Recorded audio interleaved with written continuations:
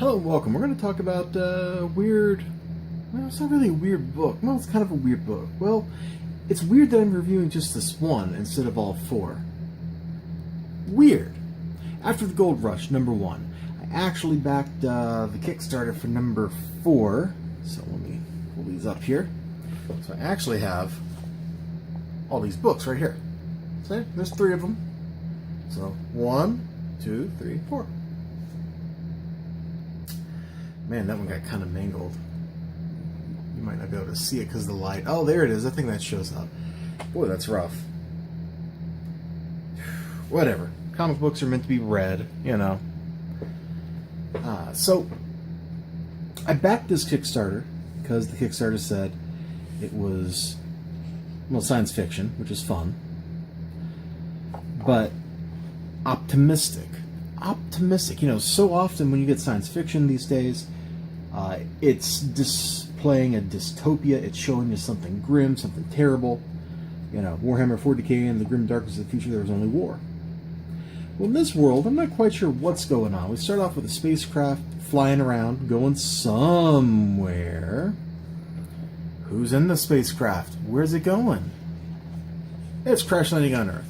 So anyway, the ship crashes. Let's skip ahead a few pages.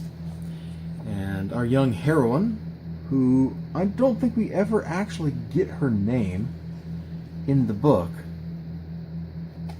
crash lands, gets out of the ship, starts looking around, makes a few notes, and then has no idea if the air is breathable or not. And helmet removal. It's breathable! Wow! Now, this is the first thing I'm going to criticize here. Like, you obviously have a lot of technology built into the suit if you're able to project these holograms, which you can interact with. You're telling me that here in this suit that has some kind of altimeter, like you've got all these kinds of satellite hookups, altimeter, depending on what you have, you can get that through satellite or air pressure, which suggests to me, that in particular, suggests to me that there's maybe something else. And you can tell this is Earth because look here, like, look, there's Texas. The border is half drawn for Texas. Isn't that amazing? That's amazing. Anyway, she was in cryo-freeze and blah, blah, blah, blah. And she goes about exploring. She's having a great time. She finds fresh water. She goes for a little swim, but we're going to skip the swim and get to the action. Takes a little sip.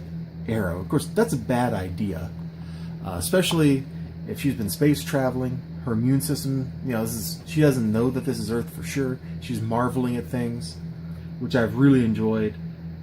Just watching the exploration, the playing in the water was actually pretty wonderful. So they shoot an arrow at her. She runs for it, and comes to this big tree, puts her helmet on, starts to climb it. Gets snagged by an arrow. See? These fawns are, I guess those are just masks they're wearing. Totally hunted her down. Now she's stuck to the tree.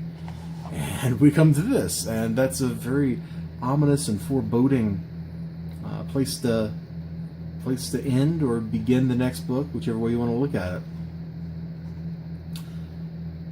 There's a little excerpt from a webcomic that apparently goes with all this stuff over here. That's where we learn what her name is, which is apparently Scout. Honestly, I actually really like the way the webcomic looks. I think the webcomic looks like it fits an optimistic setting more than... let me find a good page we've already looked at. Kind of fits it more than this kind of noodly, line-heavy stuff. Now, maybe it's not really that different of a style, and it's mostly just the backgrounds that are different. I don't know. The art does look like, and it's probably not true, but I think the colorist intentionally, to go with the cheerful thing, the whole cheerful aspect of the science fiction setting, emulated like watercolors, because I look at this stuff, and a lot of this art, like look at the outfit. Look at the ground, the background.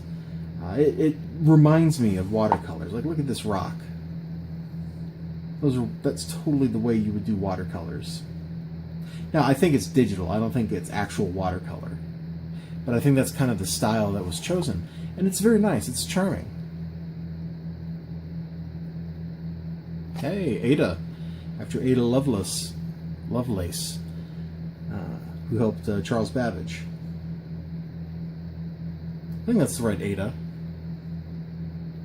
It's a really pretty book. And I've just read this one, and as soon as I got done reading it, I was like, I gotta show people this art. So I don't know if I'm totally down with this Kickstarter that I backed. You know, it was like 4 issues, and I think $40 or something like that.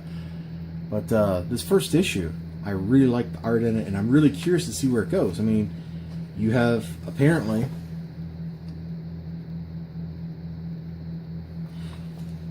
maybe not killed, but definitely imperiled the main character in a way that's compelling and that I want to look at. So there's their Twitter. I don't follow them on Twitter. Maybe I should. Hey, a barcode. It's kind of cool. So maybe you want to check it out. I think I saw a message from Kickstarter saying that they were getting ready to, this spring maybe, start the Kickstarter for number 5. So, you know, maybe I'm just over here shilling for them, just like I do Walmart. I don't know, but I do know that I wish you all have a great night, a great day, great whatever you got going on. I'll see you next time. Until then, bye-bye.